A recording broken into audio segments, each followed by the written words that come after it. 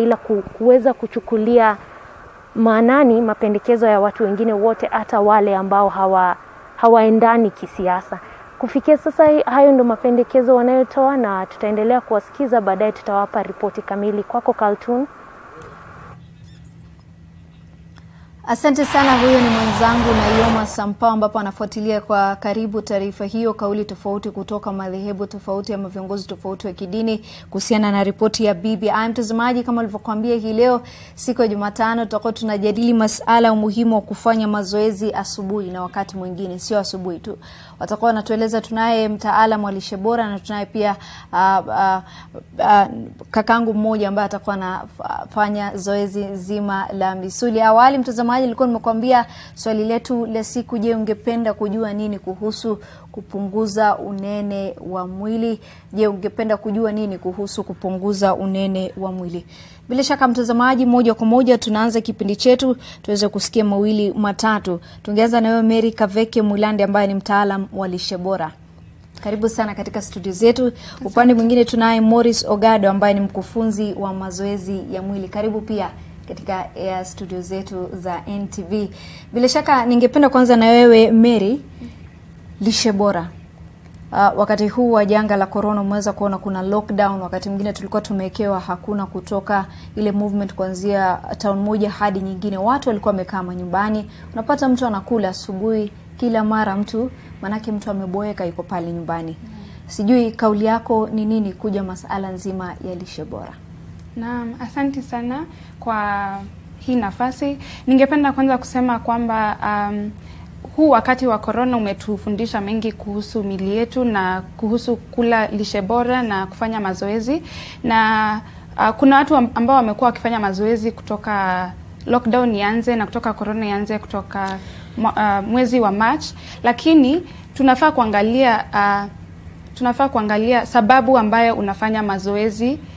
Sababu ya kufanya mazoezi hayo isikuwe ni kwamba umekuwa nyumbani kwa sababu huna kitu kingine cha kufanya, huwezi enda kazini ndio maana unafanya mazoezi, kwa sababu unaporudi kazini tena utakosa kufanya hayo mazoezi. Kwa hivyo mazoezi, kitu cha kwanza, ili mazoezi ni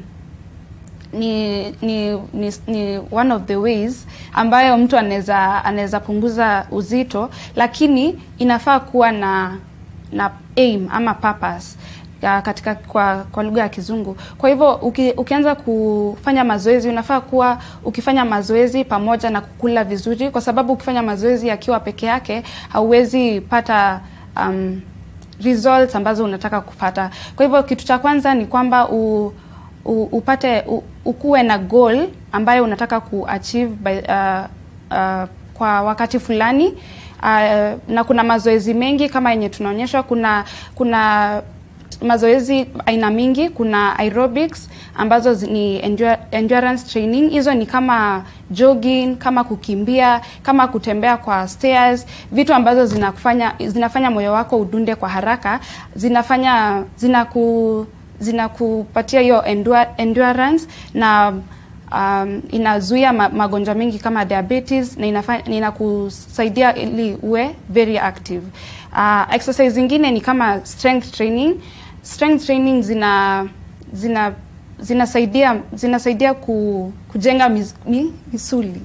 Yeah, inasaidia kujenga misuli, and katika strength training inasaidia ku lose fat, which sasa ndio tunasema inasaidia kupunguza uzito wa mwili. Kwa hivyo kuna zingine pia za kukua flexible, mwili wako ukue unaweza stretch vizuri. Hizo unaweza fanya through stretching. Na pia kuna za balance, kama saa hizi tukiwa watu ambao ni vijana hawana shida za balance sana, but ukiendelea kukua unaendelea kuwa na shida za balance. Unaweza pata mtu anaweza anguka na apate majeraha mabaya sana. Kwa hivyo ukitaka kupunguza uzito unachanganya the exercises zenye nimesema about the endurance, za flexibility, za balance na za Ogado, wakati ule COVID ilianza kuchacha, si wakati huu, lakini kama miezi mitatu hivi iliyopita tunaweza kuona baadhi ya maeneo yaliweza kufungwa, mahali ambapo mikakati iliyowekwa dhidi ya janga la corona, maeneo kama gym nini, watu walikuwa nakatazwa ile mkusanyiko wa watu. Most of the gyms zilikuwa zimefungwa. Sasa sijui mlikuwa mnafanya vipi kuhakikisha kwamba wateja wenu wanafuata zile exercise ambazo mlikuwa mmewaonyesha? Asante sana. Wakati wa COVID tulipata changamoto kubwa sana. Sana na mazoezi. Lakini baadhi ya zile vitu mingi tulikuwa tunahimiza watu kufanya ilikuwa virtual training. Virtual training ni kufanya mazoezi katika mtandao. Aina nyingine pia tulikuwa tunahimiza watu kufanya ni jogging, na maeneo mengi Nairobi asubuhi mapema ungetoka nje ungepata watu wanaanza kukimbia ili kuweza tu kufanya mwili ipate circulation nzuri na hewa nzuri na kuweza misuli kuwa inafanya kazi vizuri. Asante. Baadaye nitakuwa narejea kwako kuweza kutuonyesha some of the exercise mnafanya kuhakikisha kwamba mnaboresha misuli kuhakikisha zimekuwa sawa. Lakini sasa mtazamaji, tunaenda moja kwa moja katika kaunti ya Nakuru, tuungane na Bridget Ngana. Wakazi wa Nakuru, Bridget, sijui kama wanaenda gym pia wanahakikisha kwamba wanapunguza mwili.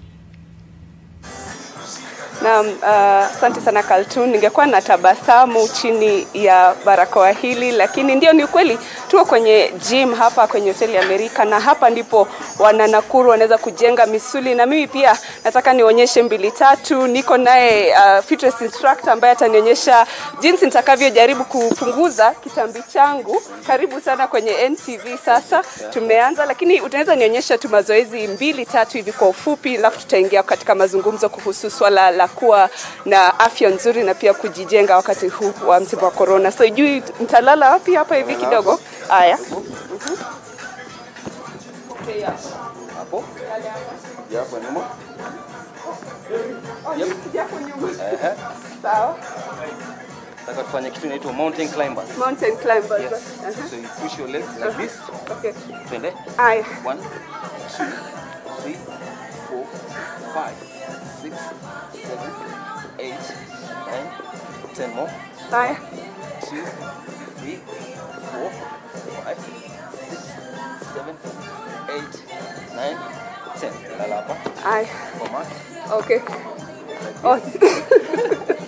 Nakwambia sijafika kwenye gym. Let's go. Haya. Elbow to me. 2 3 4 5 6 7 8 more. 4 3 2 Ay. 1. Back it. Go with yako. Russian twist. Okay. Haya. Si mchezo. Na hema. Haya. Atuendelee. 4 3 2 1. Asante. Tuingie kwenye mazungumzo.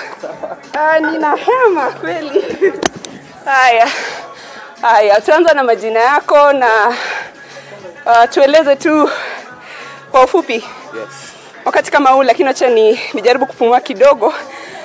Wakati kama huu, wandada kama mimi, kweli yenyewe siko fit kweli, lakini kuna ile inaitwa intermittent fasting.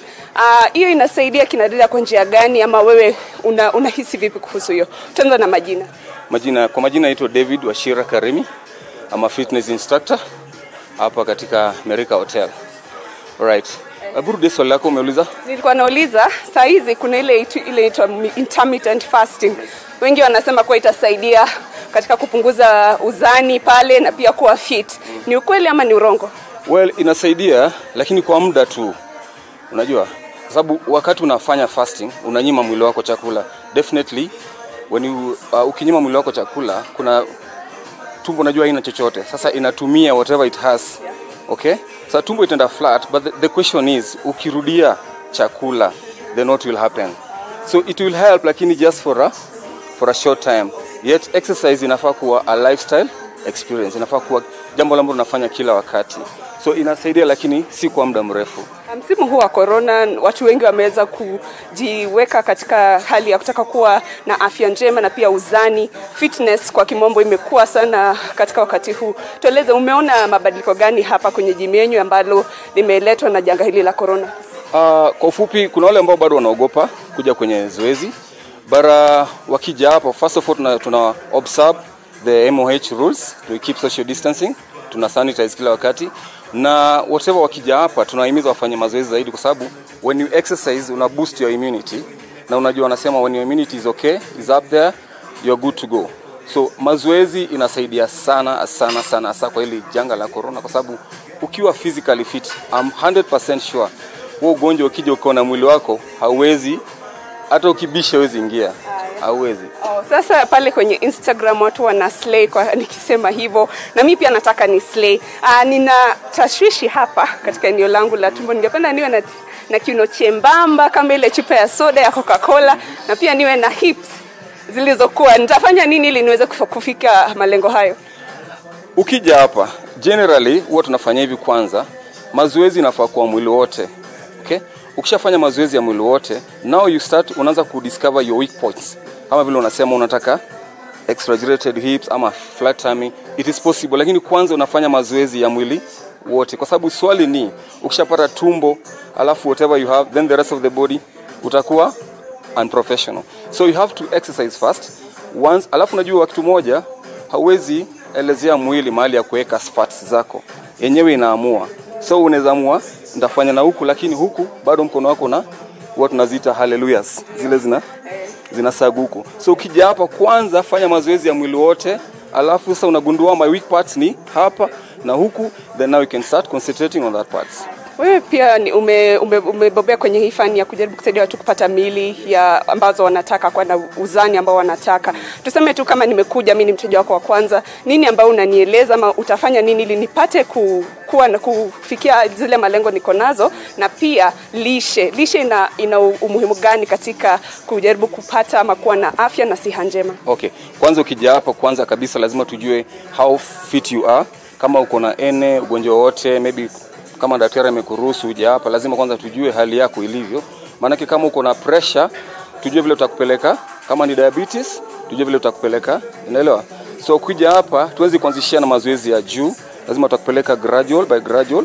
Alafu kama uko na foreign diseases kama hizo diabetes ama what do you call it, pressure, tunakupeleka polepole mpaka ukatch up. Then umeongelea kuhusu dieting, tunasemaga hivi, diet ama chakula ni 80%. Hapa tunafanya ni 20%. You are what you eat. Hizi tumbo zinatengenezwa jikoni. So kama utakuja hapa uburn 1000 calories, alafu ende nyumbani uongeze 3000, unaona hakuna kazi. So chakula na mazoezi lazima zipelekane kitu kimoja. Hakuna moja itawacha nyingine. So you have to exercise and watch your diet very much. Yes. Asante sana. Amekuwa yule ambaye ndio the gym manager ama ndio manager wa eneo hili la mazoezi hapa hivi, na amenieleza kuwa lazima lishe iambatane pia na mazoezi. Lakini kabla tuende kwenye mapumziko, ningeomba karibu sekunde 20 hivi nionyeshe vile nitakavyo tengeneza mwili wangu hapa. Lakini cartoon, watu wa Nakuru tunachapa kazi, tunachapa tizi, na ndio hii mfano. Tanionyesha tu kabla tuendelee kwenye mapumziko, tuende nikijikakamua. Haya, asante. Okay. Haya.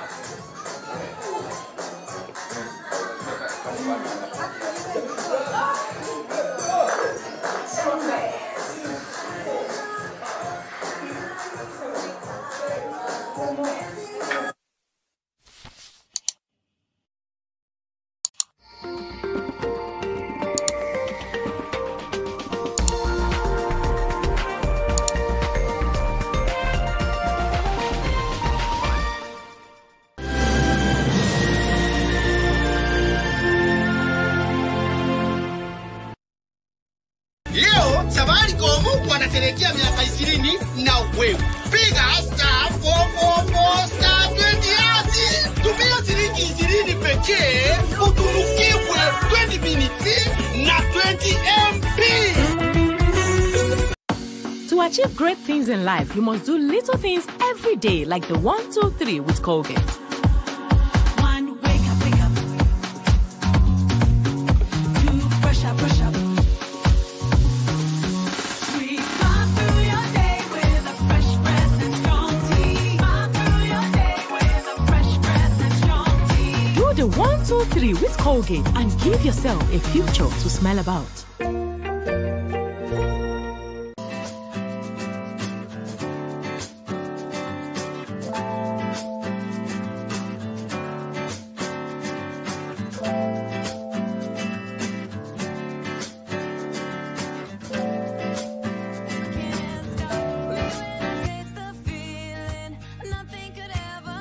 Coca-Cola. Taste the simple joys. Oh my, oh my, oh my day. Life is wonderful. Life is wonderful. Life is wonderful. Life is wonderful. Never understood. Life can be this good.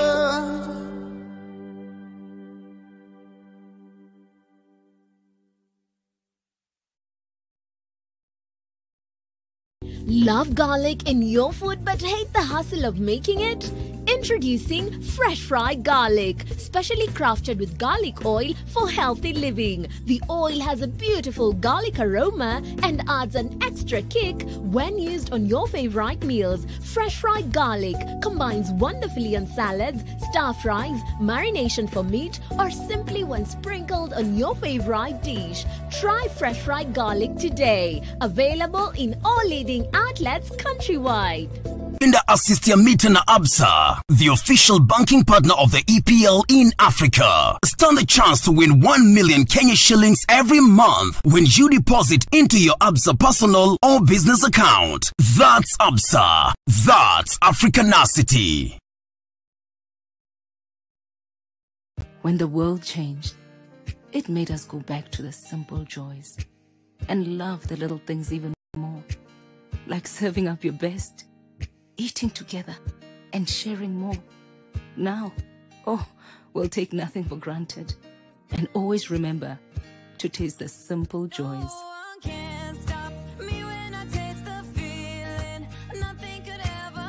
Coca-Cola. Taste the simple joys. The limited capacity of the ferry services has made the crossing at the Likoni Channel a bottleneck between Mombasa and the south coast. In light of the emergency situation, the Ministry of Transport, Infrastructure, Housing, Urban Development and Public Works was tasked with the implementation of an alternative crossing channel for pedestrians. This project was tasked to the Kenya National Highways Authority, KENHA. As the first of its kind in Kenya and the East Africa region, the Likoni Floating Bridge is a crossing at the Likoni Channel for the exclusive use of pedestrians as an alternative to the ferry.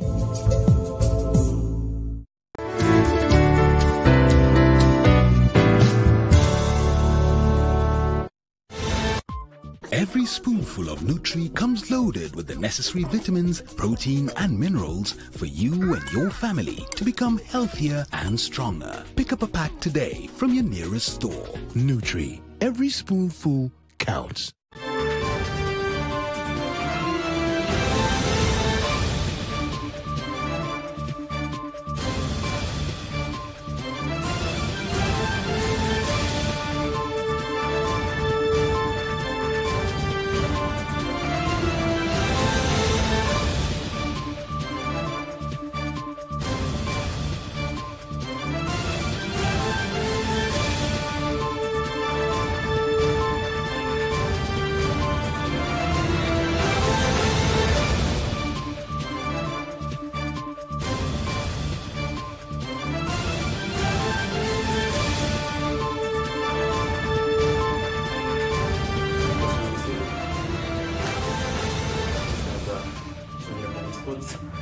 squats zinasaidia miguu, deeper the better, kwenda mpaka chini.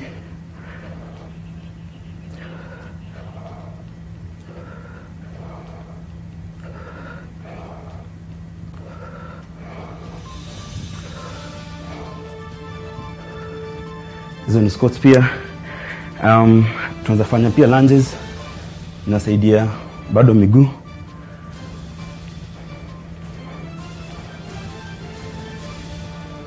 Hizi ni mazoezi unaweza fanya ukiwa nyumbani.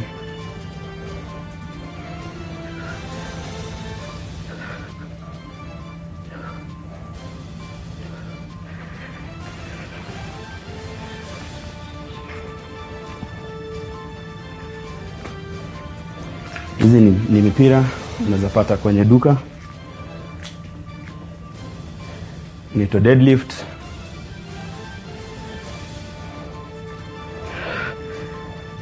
So hiyo inasaidia katika kupunguza watu ambao wana vitambi ama? Inasaidia sana kutengeneza lower back na glutes. Pia calves, mgongo, mkono. It's one of the it's a compound exercise. Ukifanya deadlift ni kama ambayo unafanya misuli mingi kwenye mwili. Na wakati mtu ni mgeni mara ya kwanza, kama mimi sijaenda gym, nikikuja gym, kitu ya kwanza mtu anaanza na mazoezi kama kamba au kama fresher anaanza na wapi? Kama fresher mwanzo, kabla ukuje kwenye gym lazima ndio muone daktari. Ili aweze kudhibitisha roho yako inaweza fanya kazi katika mazoezi, na kama una any injury ni vizuri daktari na akueleze. Kwa wale wajawazito wenye wamejifungua labda ama wale kuna na mimba pia, ni vizuri kabla aanze kuengage katika any physical activity apate kibali kutoka kwa daktari. Alafu ukiingia kwenye gym iko taratibu ya kuendelea. Depending na your fitness goal, unaweza anza na cardio pole kwanza misuli zoe, ama pia unaanza na your own body weight bila kutumia external weights pole mpaka pia unaendelea gradually mpaka misuli zoe. Mary, labda kuhusiana na lishe bora, kuna mtu ambaye labda ameanza gym, lakini unapata wakati mwingine watu ambao wanaenda gym wanasema wali cheat, lakini angalia ile baadhi ya vyakula ambavyo wanakula. Sijui mna advice nini watu kama hawa ambao hawajui kile ambacho wanafaa kukula lakini bado wanaenda gym? Katika situation ya gym, ningependa kusema kitu kimoja ambacho ni cha maana sana ni meal distribution.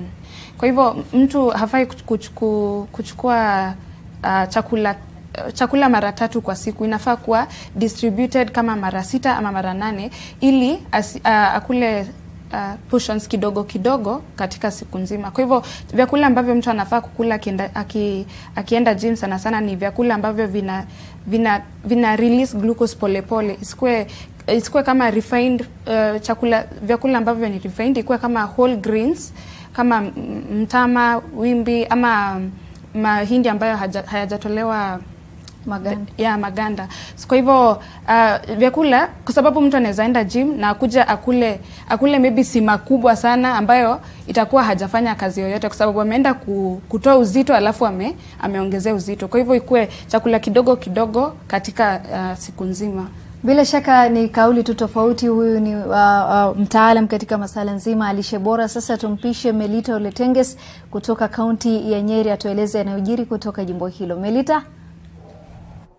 Naam, barabara kabisa mwenzangu Kaltun. Bila shaka mchakato wa BBI umeweza kuvutia maoni na mapendekezo ya marekebisho mengi kutoka vikundi tofauti. Hapo jana tuliweza kusikia wabunge wakisema kuwa wanamtaka Rais Uhuru Kenyatta kubuni mfumo au njia ya kuweza kuwasilisha baadhi ya mapendekezo ambayo wanataka yaweze kuzingatiwa katika ripoti hii ya BBI. Lakini Kaltun, vile kumekuweko na maoni tofauti kuhusiana na wale ambao wanawasilisha maoni yao, na kumekuweko na mjadala kuhusu ripoti hii na iwapo itaweza kuwashughulikia wote ambao wanawasilisha mapendekezo yao. Hivi sasa ningependa kuungana na mbunge wa Nyeri mjini Ngunjiri wa Bogo aweze tu kutueleza pengine maoni yako kuhusu rais kubuni mfumo wa kuwasilisha mapendekezo haya. Iko vipi? Sasa unajua umenipoteza kwa sababu hiyo Kiswahili yako imekuwa ngumu sana. So allow me to speak in English. I think we are making steady progress on the issue of where this BBI process is supposed to go. I think there was a bit of confusion at the beginning of the week where some people believed there was an opening to bring in new issues, to bring in new ideas. And I'm glad to see that the former Prime Minister has clarified that the only additions that will be made or editing that will be made is for people who came in, who gave their proposals, but they don't think that the proposals have been captured the way they meant them to be given. And for example, because I clarified with his office, and one of the things we were told is, pastoralists, when they went to him, they said, look, when you talk about agriculture, people tend to think only about crops. And we want you to think about agriculture to also include livestock.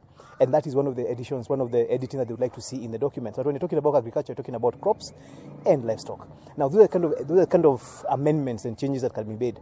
But the fundamental changes that we are hearing people saying they want to bring on board, as far as I'm concerned, and this could be a personal opinion, but it's also the opinion I think that is shared by the principals, is the time for taking views is over. We had 2 years. Anybody who needed to give views has given their views. It's been edited, it's been validated, it's been put into a report. Now we are moving forward to take this report into bills that go to a referendum so that Kenyans can decide whether this is what they want or not. And my challenge, I have 2 challenges for people who do not feel like they have been covered by what BBI right now represents. The first view is this.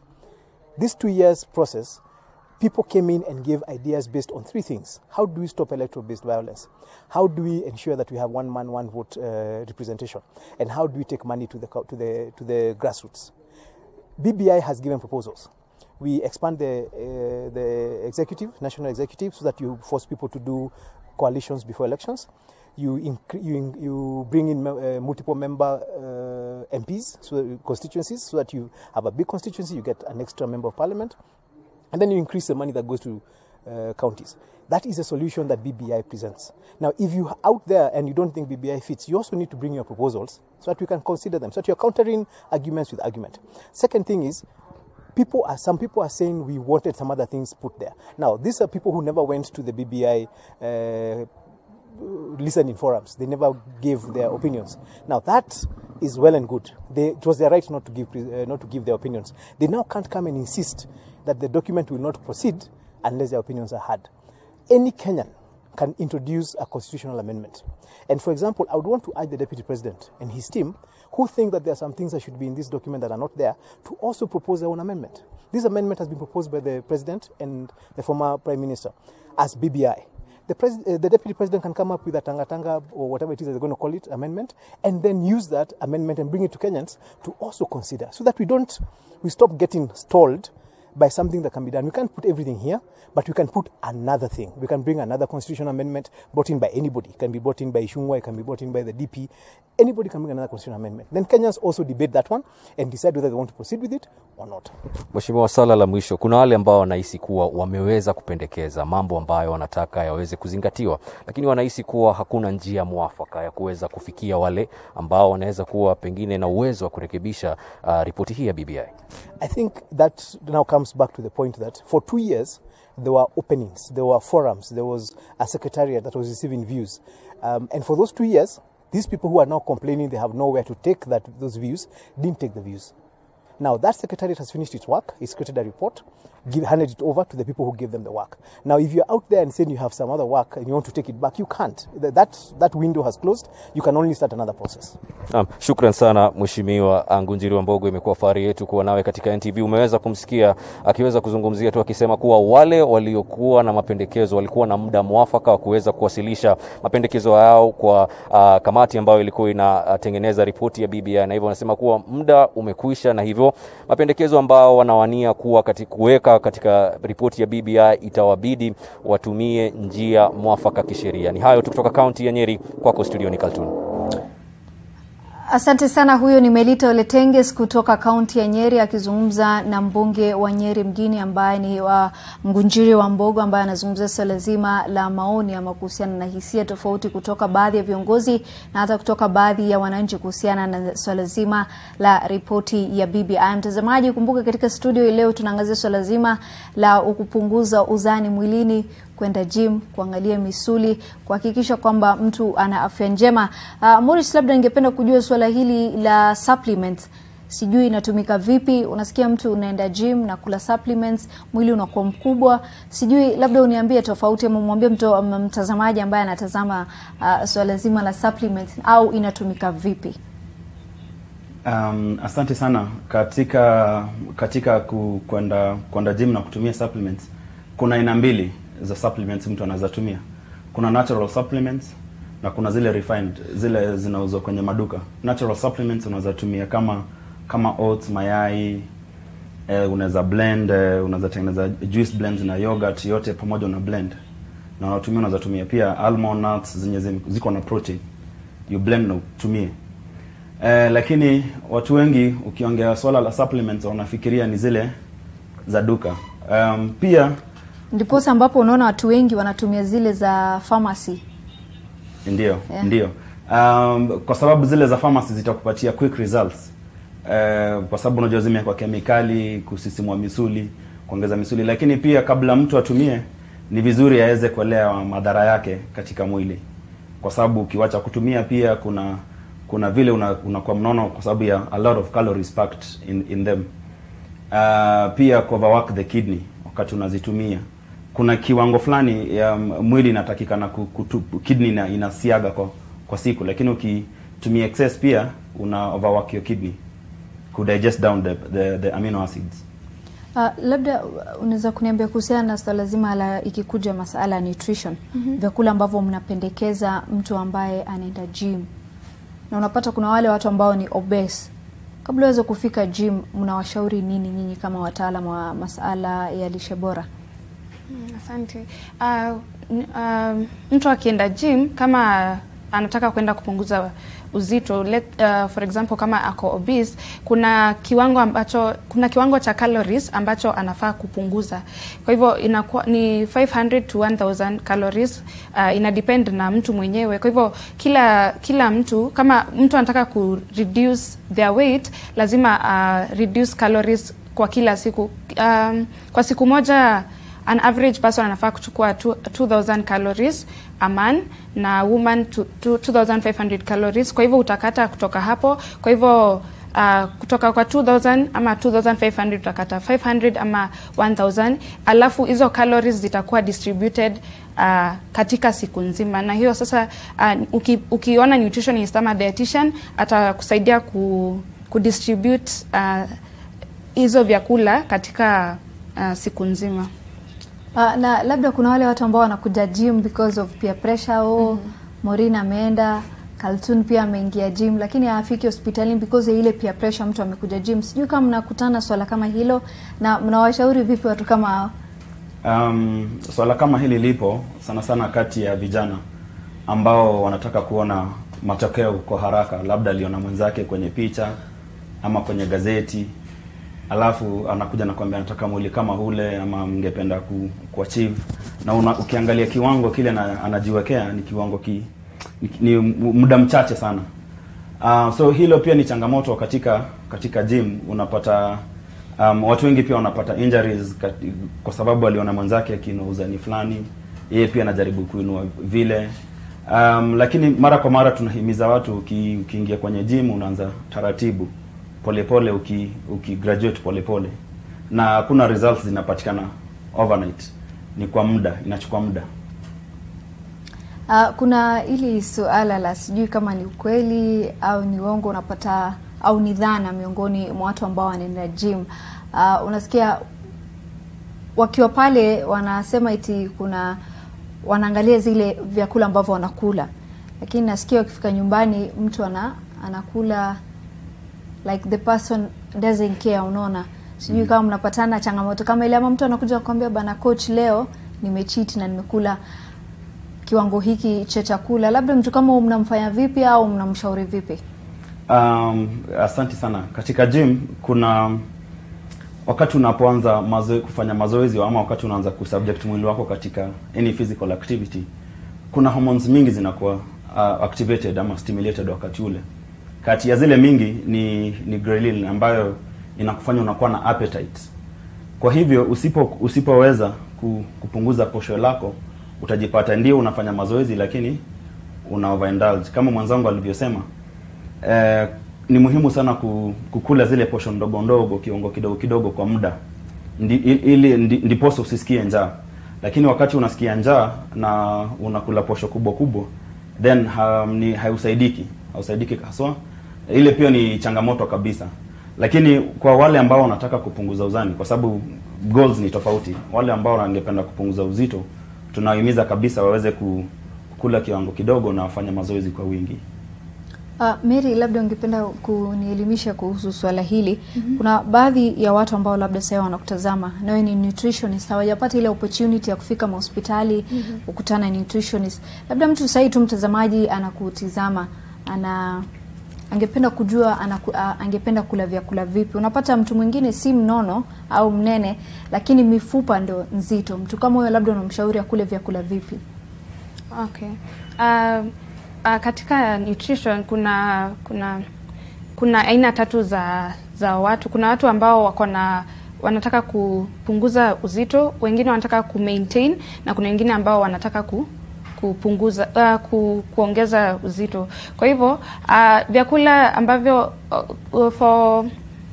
katika the three categories, vyakula ni the same. Kuna proteins, carbohydrates na vitamins, lakini sasa ni viwango ambazo unakula ndizo una reduce. Kwa hivyo kama mtu ambaye anataka kuongeza uzito, itabidi katika chakula chake cha kila siku aongeze more calories.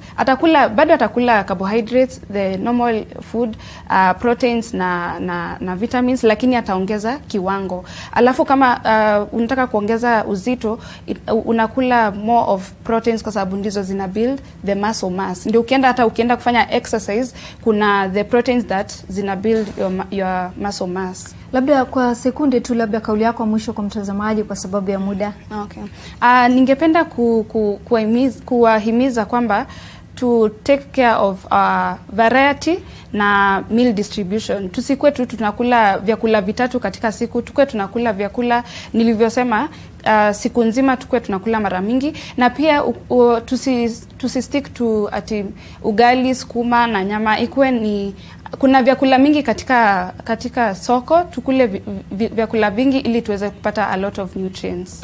Morris, labda kauli yako wakati huu ambapo sasa watu wanahofia kuwa corona awamu ya pili imeweza kuingia, sasa watu wameanza kupata ile hofu kupata COVID-19, maanake kuna mchamko wa pili sasa.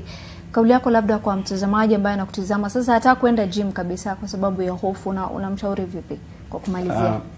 Asante. Wakati kama huu, wakati corona pia imeaffect na tumekuwa na madhara mengi ya corona, ningependa kuhimiza watazamaji kwamba hii ndio wakati kabisa muhimu ya mtu kuweza kufanya mazoezi. Na zoezi unaweza fanya mahali popote, sio lazima uende kwenye gym. Hata katika nyumba yako unaweza fanya mazoezi, kwa sababu kuna benefits mingi za kufanya mazoezi, na mingi kati ya zile ni kuboost your immune system, kufungua your lungs and cardiovascular. Na ukiangalia kabisa corona ina affect our lungs sana. Kwa hivyo kama utaweza kuwa na a very efficient breathing system, kubeat corona itakuwa ni rahisi. Kwa hivyo na kuhimiza kila mtu tuweze kufanya kitu, si kukaa tu na kuogopa na kukaa nyumbani.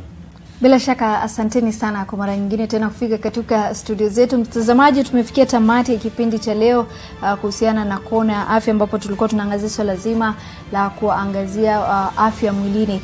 Na mtazamaji, kabla ya hapo nafikia tamati ya kipindi cha NTV Sasa. Mimi ni Kaltun, lakini kabla ya hapo mtazamaji, kila siku ya Jumatano kuanzia saa 12 tutakuwa na kipindi kipya cha Kigoda Chako, ambapo leo katika siku hii ya leo Jumatano tutakuwa tunaangazia swala zima iwapo mtazamaji umeridhishwa au mwananchi umeridhishwa na jinsi serikali imekuwa ikishughulikia janga hili la corona. Kipindi hicho ni cha Salim Swale, ambapo atakuwa anaangazia kila siku ya Jumatano kuanzia saa 12.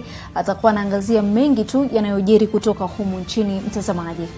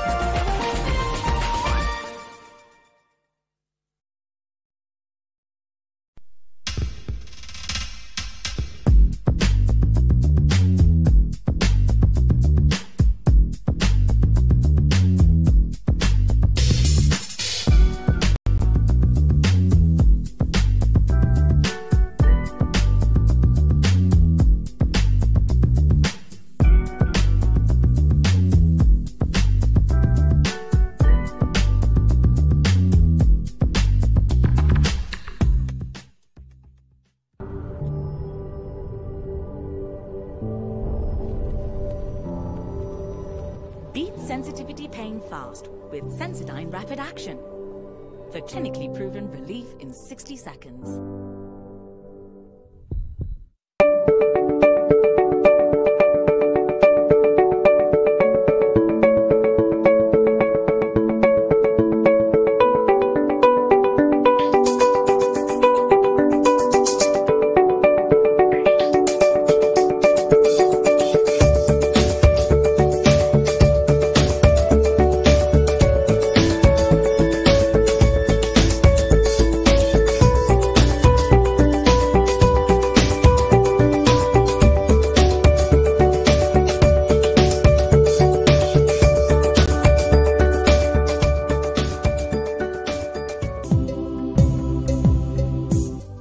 Capacity of the ferry services has made the crossing at the Likoni Channel a bottleneck between Mombasa and the South Coast. In light of the emergency situation, the Ministry of Transport, Infrastructure, Housing, Urban Development and Public Works was tasked with the implementation of an alternative crossing channel for pedestrians. This project was tasked to the Kenya National Highways Authority, KENHA. Hakuna sasa kwenda kugojea kupiga laini. As the first of its kind in Kenya and the East Africa region, the Likoni Floating Bridge is a crossing at the Likoni Channel for the exclusive use of pedestrians as an alternative to the ferry. Change can be disruptive, but Business Daily has got you covered from Monday to Friday. Get evolving trends, ingenious business ideas, and the latest tech content in the new market dynamic, and exciting lifestyle content in the new normal environment. Business Daily. More possibilities. On Unscripted with Grace. When I lost him, I think I lost myself. I lost myself so completely. Until death do us part. A wedding vow that isn't waited upon with bated breath by anyone. I'm still trying to adjust. But what if the family that you married into ensure that you and your children lose everything? It's such a big deal. What do you do and where do you turn? Join Grace Msalame this Saturday from 8 p.m. only on NTV. What a relief! Thank you, Gold Crown. If regular milk makes you feel uncomfortable, try Gold Crown lactose-free milk. Milk that loves you. Get to Bonga 10 and enjoy 100 minutes Airtel to Airtel. Upgrade to Bonga Plus 20 to get 100 free minutes Airtel to Airtel, plus 10 additional minutes to all networks. Dial *544#. Not just for a few, but for every one of you. Airtel, the honest network.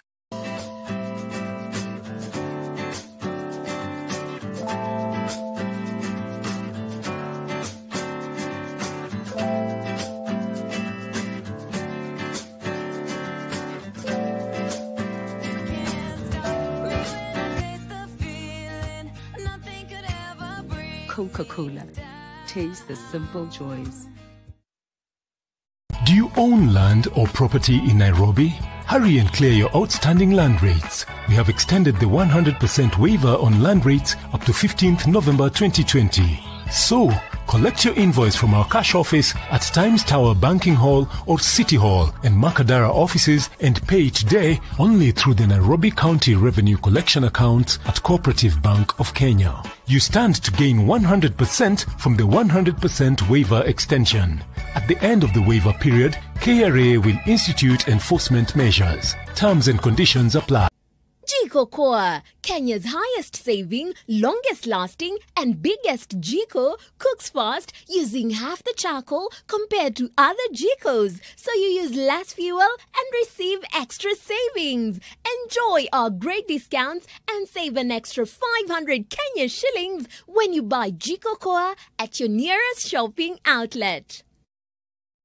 Mbona unakaa kama hujafurahia kuuta kwa baba mtoto soon? Unajua lazima nihakikishe kwamba mama mtoto amefurahi. Okay. Mama wewe. Hakikisha umemaliza kazi. Kesho lazima date cho. Sawa. Buda sitaki upozini ufala gani unatry. Siache na umdemo. Wewe, nini unataka kumwambia? Nini? Hata mimi nimefurahi. Yeah. And you know what? Tutakuwa the best parents ever. Yeah. Yeah.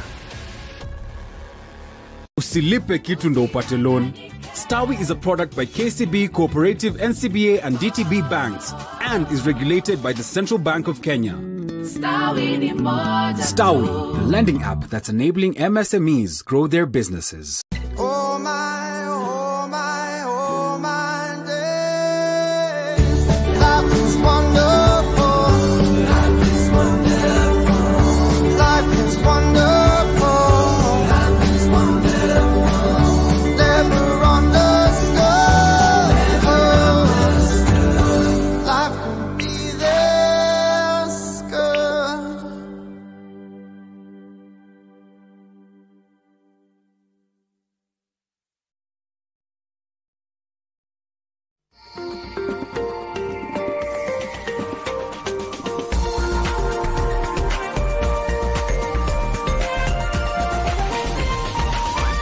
This is NTV.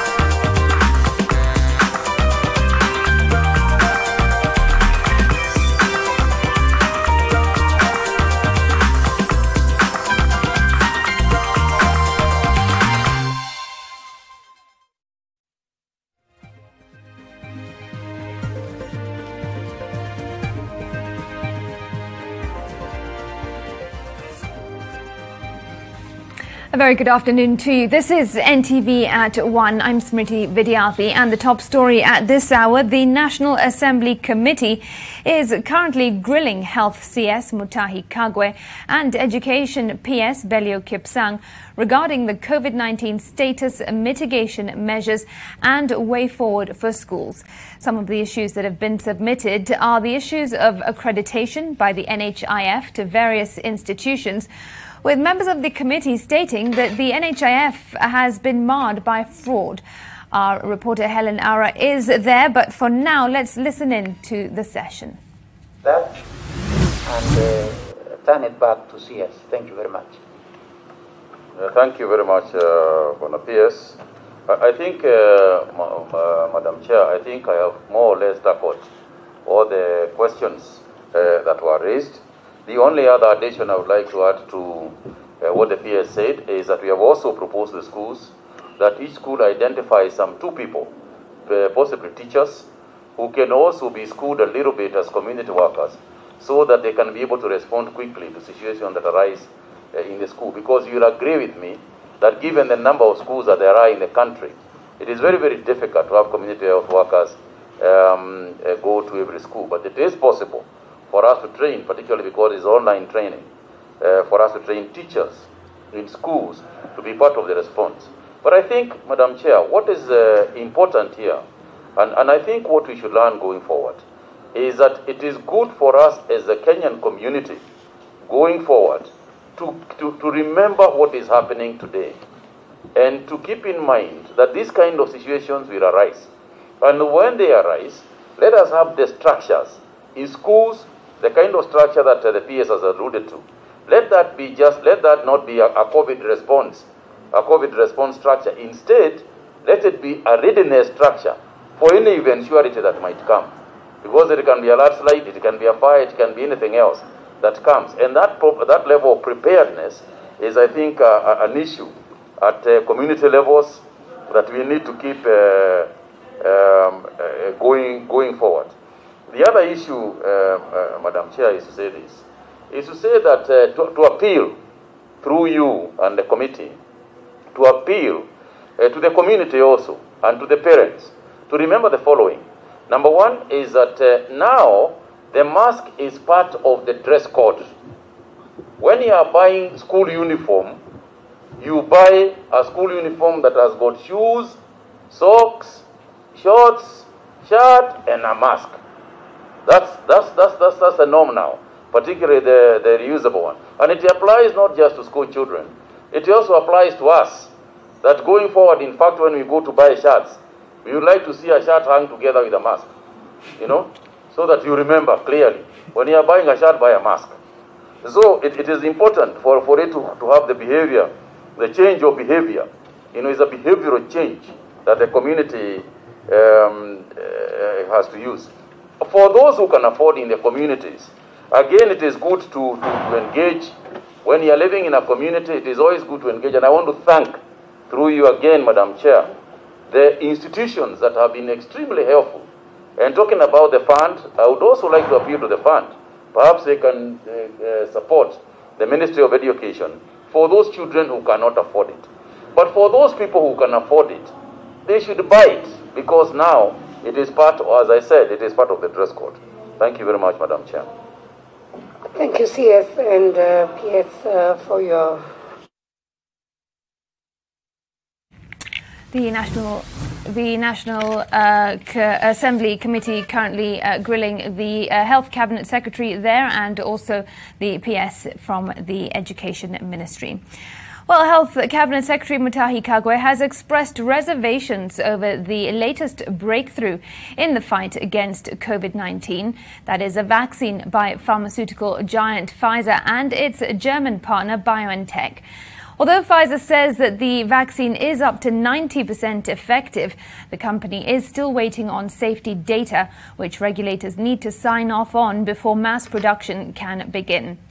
While giving a status report on the country's fight against the pandemic, CS Kagwe was put to task about insurance funding for COVID-19 patients.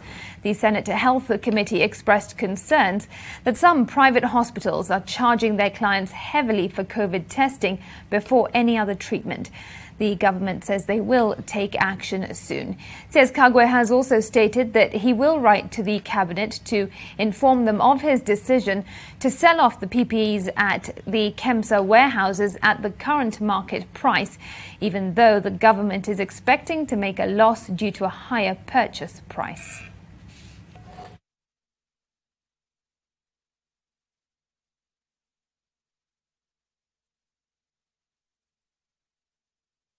The projections are anything between 3-4 years. They are still thinking about those kind of timings. So even for us, we have to work with a worst case scenario and say to ourselves, yes, we are hearing there's a vaccine.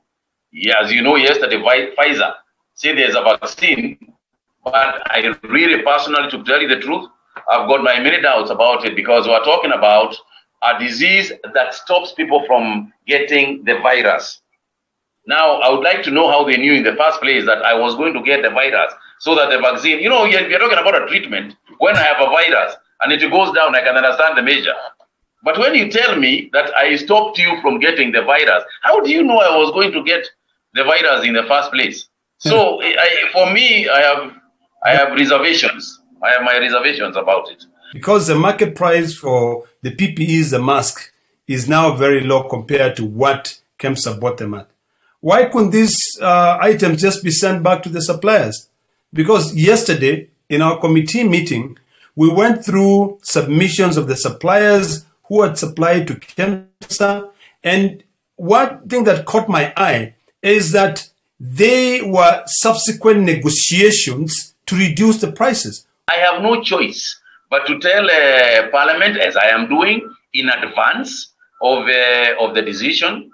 I have to write a CAB memo and explain to the government that yes, there will be a loss at KEMSA regarding PPEs, and then they trade themselves, like other organizations are doing. They trade themselves out of it. If you bought computers last year, if you're a computer selling company or computer distribution company last year, and you bought computers last year, you are going to have to take a loss of it.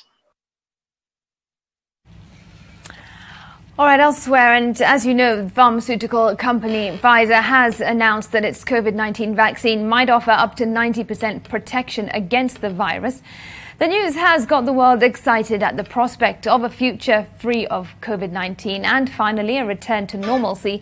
But amid the excitement lies the question, how soon can anyone access the vaccine really? NTV Science editor Zainab Wandati now explains the journey to this point, what happens next, and why you'll be waiting a long time before you get it.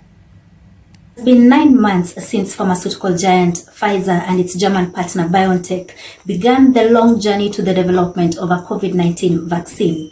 And as the world gets excited about this new development, it's important to note that it will be a very long while before that vaccine gets to you. Although Pfizer says the vaccine is up to 90% effective, the company is still waiting on safety data, which regulators need to sign off on before mass production can begin. The company says it hopes to get this data within this month and then apply for emergency release and produce at least 50 million doses by December. Secondly, the vaccine's complex and super cold storage requirements are an obstacle for even the most sophisticated hospitals, a factor that will greatly impact on when it will be available to poor countries. The vaccine relies on injecting snippets of a virus's genetic material into human cells and requires 2 doses, taken 21 days apart. But it needs to be stored at minus 70 degrees Celsius or below. So much lower temperatures than a normal domestic fridge or freezer. So, for many parts of the world, that creates real logistical difficulties. A report released last week indicates that the rich countries have already pre-ordered millions of doses of various vaccines, more than enough to cover their entire populations, and putting poor countries at a disadvantage. The US has already signed a $1.9 billion agreement with Pfizer for purchase of 100 million doses. We're working on the assumption that healthcare providers and healthcare workers will be prioritized when the vaccine is in limited quantities. The Duke Global Health Center study further reveals that while it will likely take 3 to 4 years to manufacture enough vaccines to cover the world's population, more than 8 billion doses of COVID-19 vaccine candidates are already being negotiated through deals involving mainly high-income countries. Kenya's hope lies in the Charox-1 vaccine being developed by Oxford University and AstraZeneca, and KEMRI is targeting 40,000 volunteers in the clinical trials. A vaccine cannot address the global underinvestment in essential public health functions and resilient health systems. At the moment, there are about 150 vaccine candidates in development across the world, with 38 in phase 1 of trials, testing for safety and dosage. 14 are in phase 2, where the safety testing is expanded. Another 11 are in large-scale efficacy testing in phase 3, while 6 have reached the limited early release approval stage. No vaccine candidate has been approved for full use yet. Zainab Wandati, NTV. Now, Muslim leaders would like the national government to take a more proactive role in offering support for organizations that have taken it upon themselves to spread the message of COVID-19 prevention in the grassroots. This comes at a time that many countries are battling a second wave of COVID-19. They also expressed, or rather addressed, the issue of the proposed opening of schools. Listen in. As other Kenyans, the Muslim community also were not left behind. The community formed the National Muslim COVID-19 Pandemic Response Committee to help the community, to guide the community on the professional aspect on how to deal with this particular disease. We wish, and we again appeal to the government, that such institutions, such individuals, such volunteers who are serving Kenyans should actually get support. We as Muslims would like to see that children, the decision to reopen the schools does not put any child to any risk of infection. And therefore, all mechanisms must be put in place to ensure the safety of the children and the teachers. Now, the National Assembly Special Funds Committee has raised concerns over the stalled 10 billion shilling Sioi Muruni Dam water project in West Pokot County. This is despite the contractor being paid half the amount. The dam project is situated at Kapsait in Pokot South Sub-County and has stalled since 2013 when it was first commissioned. It was expected to take a period of 3 years. The chairman of the committee, William Chepkut, has called on the Ministry of Water and Sanitation to explain why the project has been abandoned despite the contractor being paid a share. The water project is anticipated to produce 38,000 cubic litres of water a day, which will enable residents to have access to clean water and boost agricultural activities through irrigation. The committee also visited other government projects in the county. The project, of which I was aware because this project started over 50%. Yet the work that has been done is that it worries as to what would have happened and when will it be completed. We will be reporting to Parliament as committee, but it's also important for the public to understand that we have noted a lot of concerns. Katika kazi yetu ya kamati ni kwamba tunaona kwamba kama mradi umesimama tangu mwaka jana mwezi wa 3, ina maana kwamba pesa za umma hazijatumika kwa njia ambaye ilipangiwa. Right, you're watching NTV at 1. At this point, we take a quick breather, but stay with us more when we return.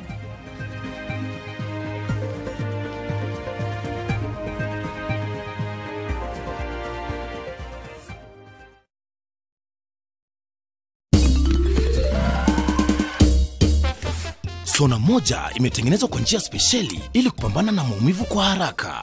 Sona moja ina aspirin kama kiungo. Sona moja, kitulizo kamili. Maumivu yakizidi, pata ushauri wa daktari.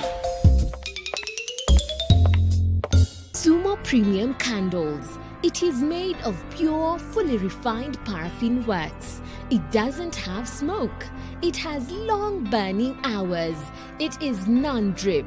It doesn't smell. Always smile and work with Sumo Candle from Rock Industries Limited. For inquiries, visit our offices at Ndume Road off Lungalunga Road behind Carton Manufacturers near Sinai Stage. You can also talk to us through 0722 575 619. That's when she replied, "Give me one good reason to stay with you."